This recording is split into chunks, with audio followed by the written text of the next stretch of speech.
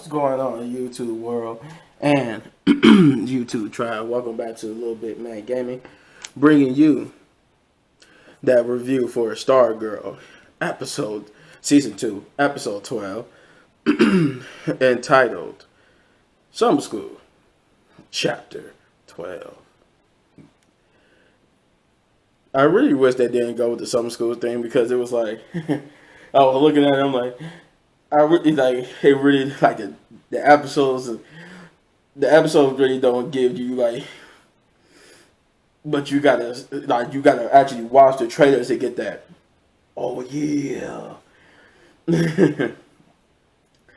But with the synopsis, the looming threat of Eclipso hanging over them, Courtney seeks help from an unlikely place. Mike's search to find Thunderbolt leads him to Jakeem. Pat goes to the extreme lengths to protect Rick. So, man, when I say a doozy, this we're basically closing in on the season finale, right? So they're up in the ante now. Eclipso, we get to see what Eclipso's master plan is and what, basically how his effect on everybody is basically, or at least everybody besides Beth, has affected everybody. So dealing with the fallout from the previous episode, Dr. Midnight is being readjusted to the actual world after being trapped in the Shadowlands for so long. He has a very touching reunion, some form of a reunion / first meeting with Beth that it just excites everybody to see Beth so excited to meet the Will, Dr. Midnight, or Chuck. Interesting tidbit. Dr. Midnight is blind. Did not know that. He's actually blind, but he can see. If he put on his goggles, it's like almost like Daredevil. Like he's blind, but if he put on his goggles, or he actually got these special shades that's linked to like his goggles, they allow him to see. Did not know that. Did not know that he was blind. But that was an interesting tidbit. But this episode deals with bringing everybody back. So naturally, Rick is in this episode. Yolanda finally is back in this episode after only appearing in the Shadowlands, just sitting in her room alone. So like basically, Cindy and them are formulating a plan to kill Eclipso, saying that the only way to stop him is to kill him. But she makes it clear throughout the episode. But it was like one of those make no mistake though. This is only because of Eclipso. This little alliance, once it's over with, our alliance is over. But unlike that usual saying, she's not saying when the alliance is over, they're gonna go back to hating each other and fighting each other. She's actually decided to leave town. She doesn't want. She after dealing with Eclipso, it seems like she's trying to say she's over her hate. She's over trying to stop Courtney and all that. She just want to move on with her life now, so that she basically saying once this is over with, she's leaving town. She doesn't want to stay in Blue Valley anymore. So basically, they all trying to formulate this plan and figure out what's going on. So, but we do get to see right at the beginning, the way how the episode starts is that we get I think it's 4 hours earlier.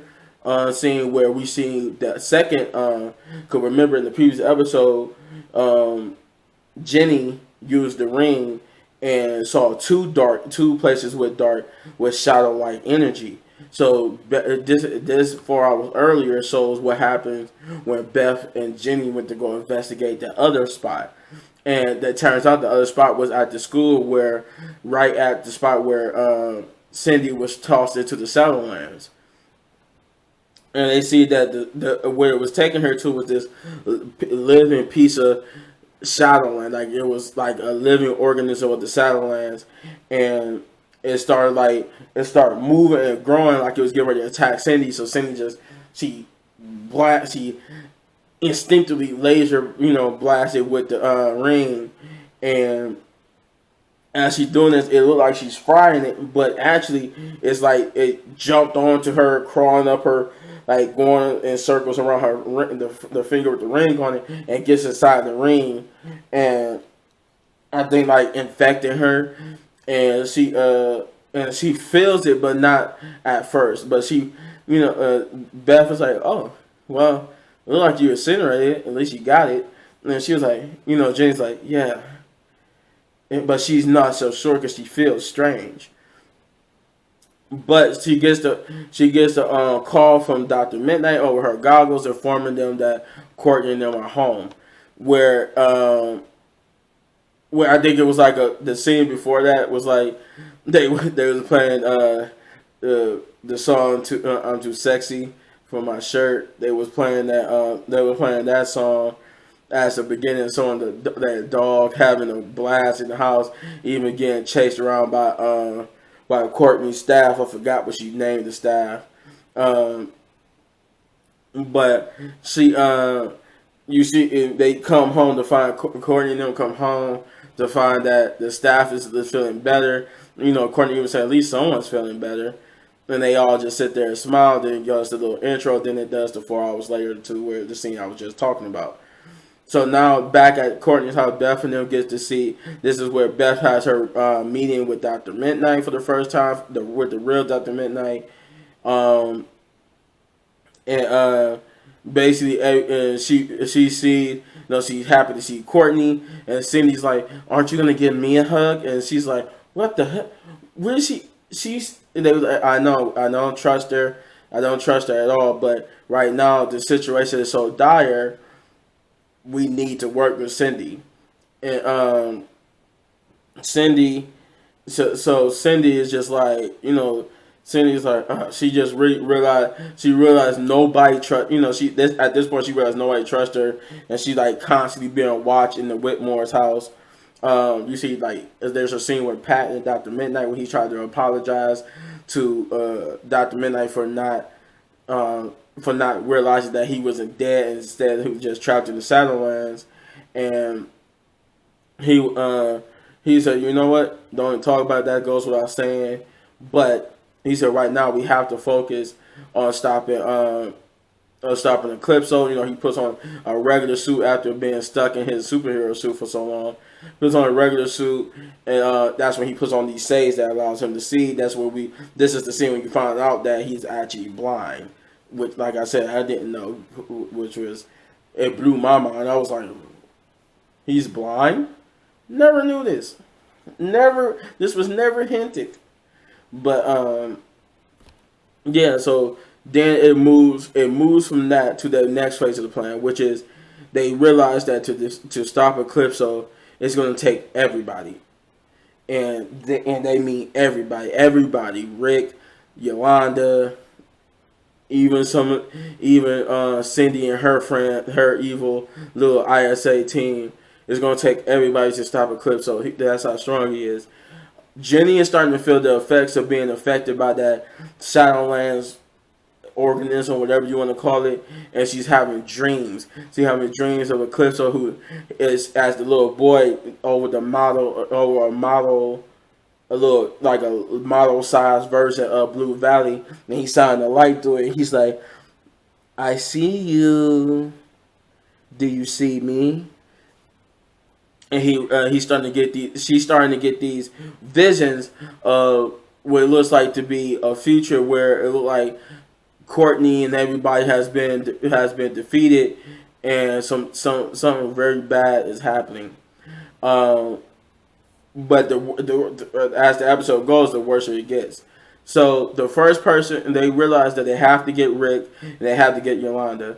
So Courtney and Pat split up to go.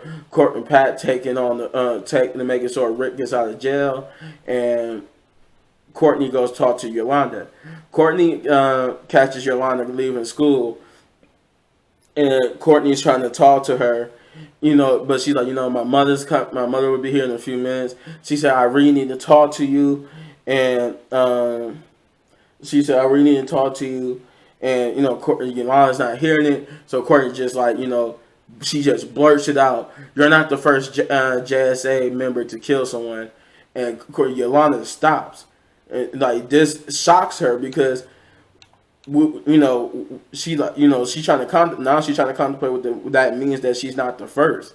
So she turns around and looks at Courtney, and Courtney proceeds to explain to her that the way how they stopped the Eclipso the first time was that they had to kill what's his name, Gordon or something like that. I think it was Gordon something. The dude who brought who we saw earlier in the season, who brought the diamond from the island to the mainland, and she proceeds to tell him how they basically they killed because they thought that was the only way to stop him, was to kill the host to make sure that he doesn't escape the diamond or affect anybody else. And she informs her that the original Wildcat was one of the people who voted to kill this guy. And Courtney, like, you thought you would tell me, I mean, not Courtney, but Yolanda said, you thought you would tell me this and it made me feel better. She said, that makes me feel worse. And Courtney's like, no, I didn't mean it. Like, it makes me, and Yolanda's like, this made me feel worse because now that means two people have worn that suit and are murderers. And she basically walks away from Courtney because realizing that this doesn't make the situation, it doesn't make me feel better. She even asked her, like, how did you find this out? And Courtney explains to Yolanda that before the whole you think this would make me feel, you told me this to make me feel better thing. She asked Yolanda asked Courtney, how did she know this? And Courtney informs her that this is the secret that Pat was keeping from us, was that how they stopped the Eclipso the first time. And that's when she get into the whole, you thought telling me this would make me feel better, but it actually makes me feel worse because now two people have worn that shoe and killed people, and I never want to wear that shoe ever again. She said, I'll never wear that shoe ever again.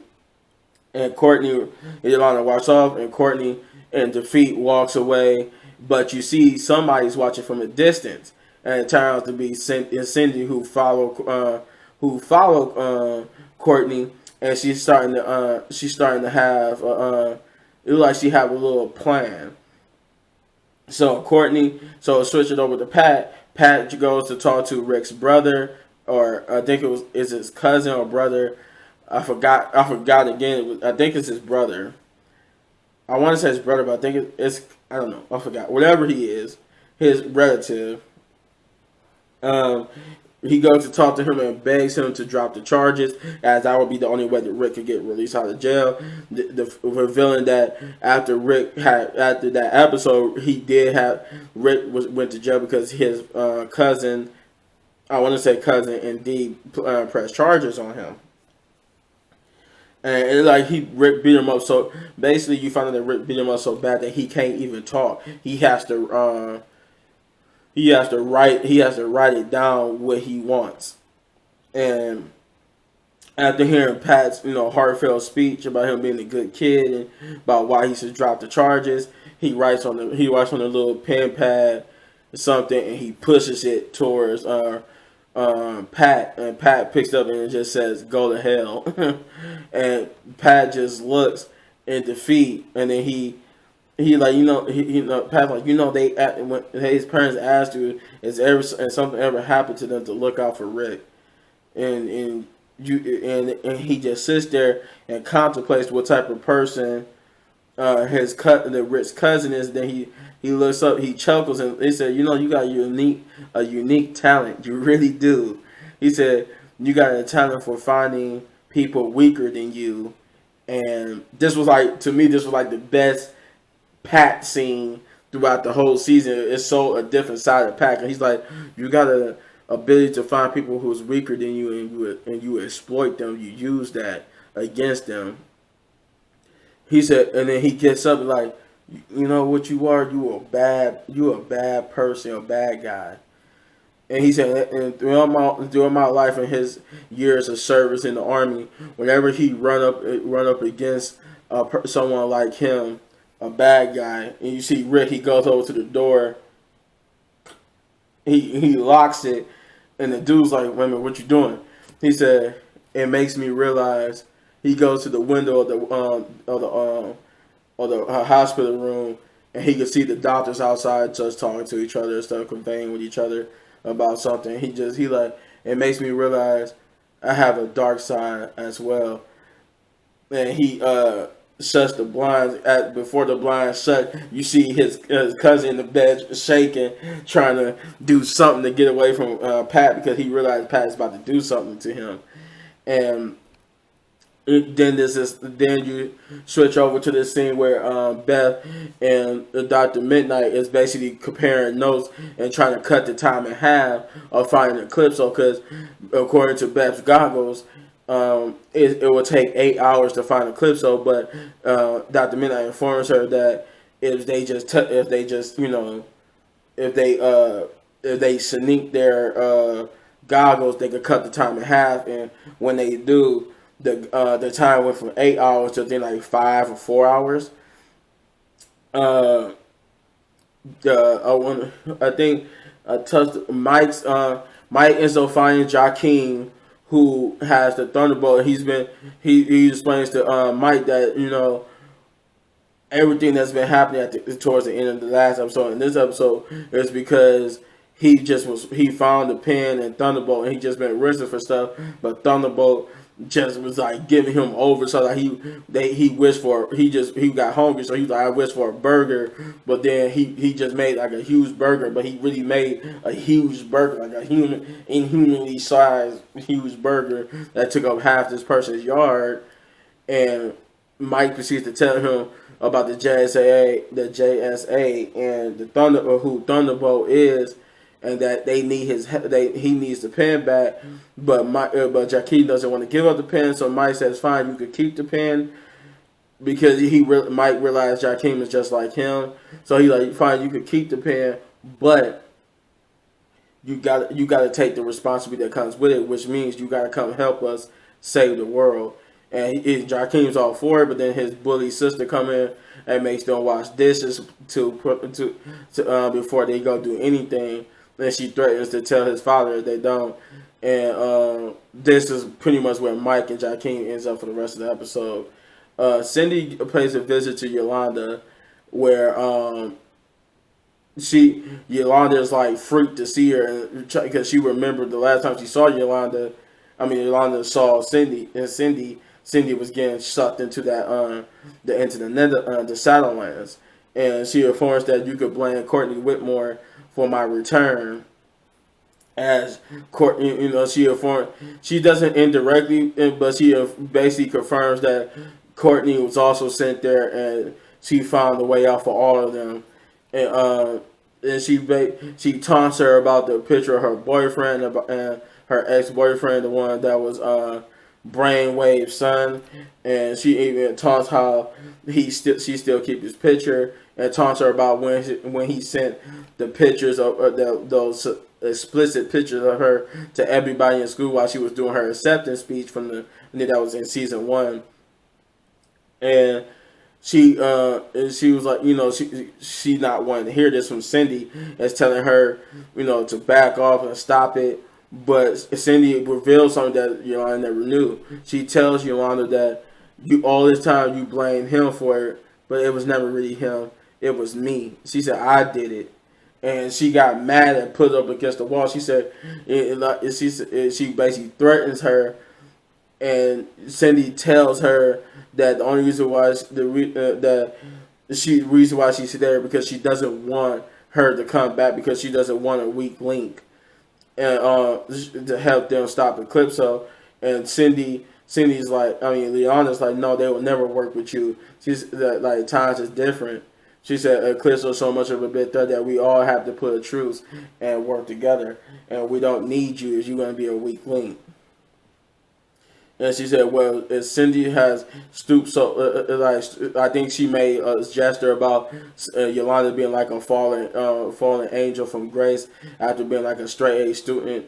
And Yolanda's like, well, Cindy,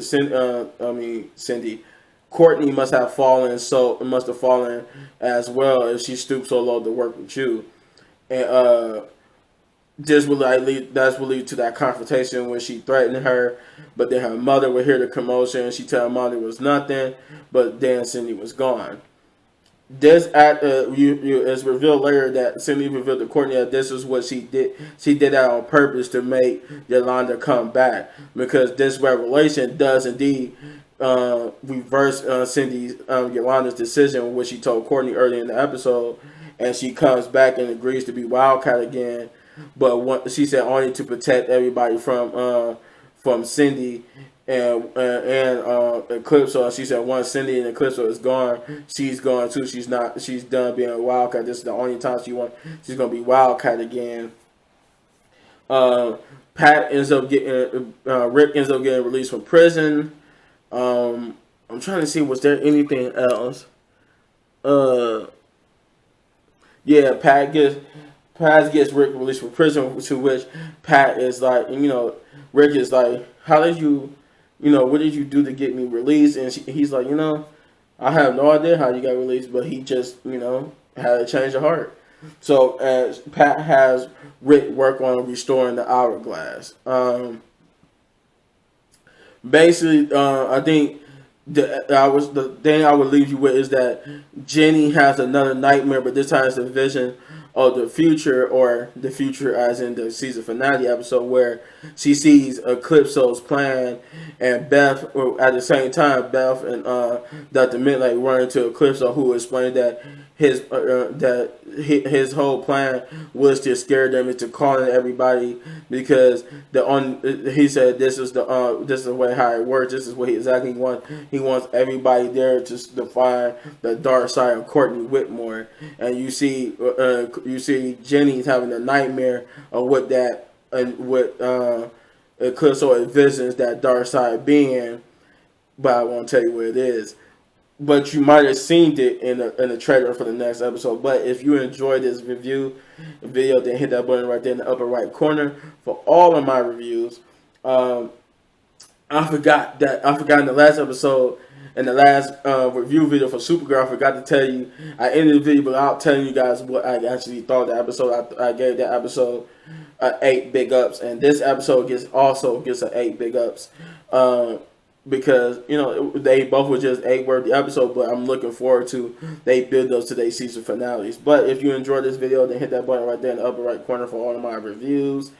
Yeah, and if you enjoyed the video so much you want to support the channel, then hit that like button, hit that subscribe button, and hit that notification button so you get notified when I drop videos. Hit that subscribe button because you want to become part of the tribe, right? So hit that subscribe button, and as always, hit any one of these videos for more of my amazing content. But don't go anywhere, because I got some more videos coming your way. So peace out, stay safe, and see you in the next one. Peace.